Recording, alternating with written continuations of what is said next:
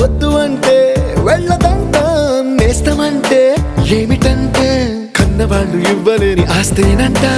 ఇస్తూ నీకై ప్రాణం పంచిస్తూ తన అభిమానం, నీలో ప్రతి ఒంటరి తరుణం చెరిపేస్తూ ఎన్నో వేల కథలు. ఇంకో కథ మొదలు. छोटी छोटी छोटी छोटी छोटी छोटी बातें, छोटी छोटी बातें बातें, मीठी मीठी मीठी मीठी मीठी मीठी यादें, मीठी मीठी यादें यादें.